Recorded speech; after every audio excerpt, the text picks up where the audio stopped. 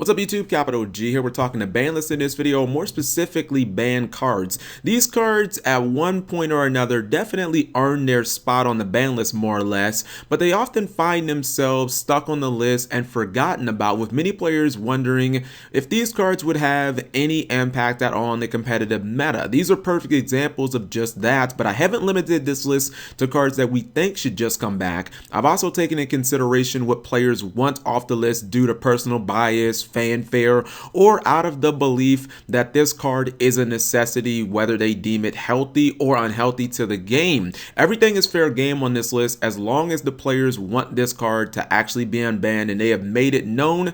Without further ado, this is the top 10 Yu-Gi-Oh cards that players want most off the ban list, the Yugioh Hierarchy.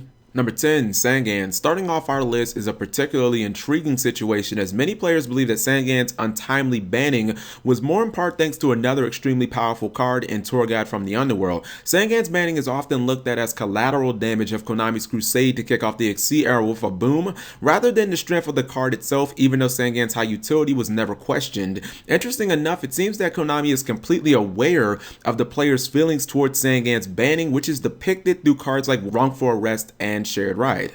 Number 9, Tribe Infecting Virus. Now here's a perfect example of a card that many, including myself, believe was banned at the height of the card's power, and with good reason, but if was reintroduced into today's game would have next to no impact. Tribe Infecting Virus may have been a top 5 monster in 2004, but in today's Yu-Gi-Oh, where we already have mass monster removal such as Dark Hole and Regeki, I don't really see how this card offers much more than those, especially considering the discard cost, the restriction to face-up monsters only, and the fact that it is pretty much impossible to search. Number 8, Dark Magician of Chaos. This is one that everyone thought would have happened by now, especially with the errata making the card significantly less powerful than it was before. Don't get me wrong, Dmok is still a very powerful monster, but just as Magician of Faith has shown us in the past, cards with spell recursion are generally only as effective as the spell pool allows them to be. In previous formats, where we had things like Brain Control, Heavy Storm, Snatch Steal, Monster Reborn, and Cold Wave, Dmok would have been a force to be reckoned with, but now I predict that he'd kinda only be a powerhouse in decks like Infernoids, where you can special summon him from the deck and he'd be able to give you another reasoning and field presence at the same time.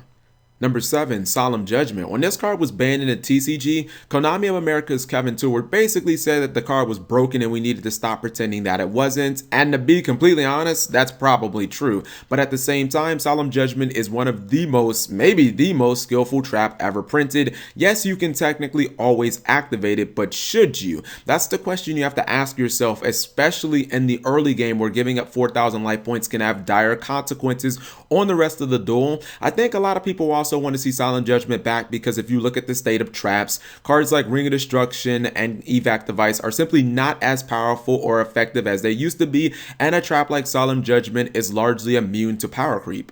Number 6, Windup Carriers the Mighty. When Konami goes after a deck in the TCG, they go extremely hard in the paint, and windups are a prime example of that. About 3 years later, and they still don't have the centerpiece to the archetype back yet. When you look at Mighty, yes, it was a catalyst for loops and OTKs, but with cards like Shockmaster and Pot of Avarice being removed from the game, I don't think that those plays would be nearly as powerful, and this is definitely shown in the OCG.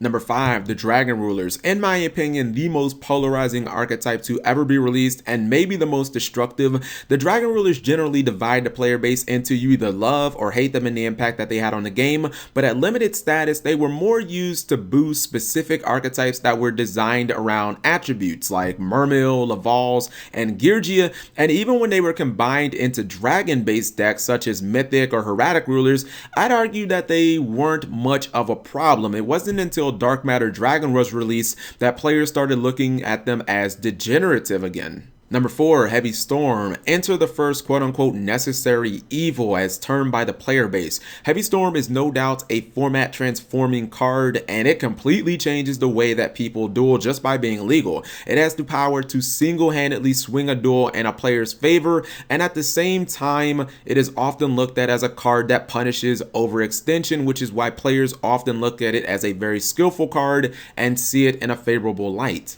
Number 3, El Shaddoll Construct. Shaddolls might be the most popular dual terminal archetype ever, and the deck unfortunately fell off of the planet when they lost Construct. In a shocking turn of events that no one saw coming, she was outright banned in the OCG and would soon follow in the TCG, becoming one of only 2 currently banned fusion monsters. Players often call foul because of Konami's poor timing, where it was very apparent that Shaddolls were definitely on their way out of the meta, and many, including myself, looked at this simply as a means to end the Duelist Alliance era forcibly.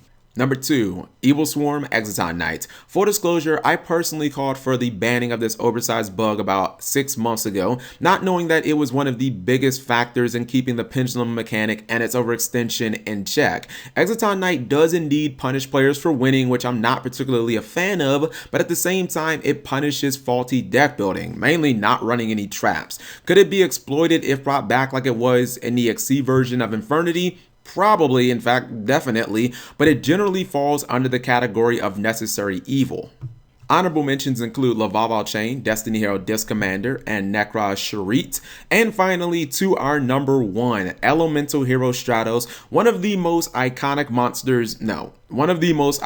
cards of all time, is without a doubt the one that the players are most passionately outspoken about. Elemental Hero Straddles was banned, and it was never quite made clear to anyone just why the heck that it actually happened. To this day, even the biggest devil's advocates of Konami won't even attempt to justify this card with any legitimate arguments and its place on the ban list. If you look at the OCG as proof, or even imaginary Ultra Reality Games formats, it has been proven time and time again that Straddles is not enough to single-handedly do anything crazy like bring Elemental Heroes to be the best deck of the format. This one still leaves me puzzled today, and it makes me just constantly think, won't Konami just free my nigga Stratos?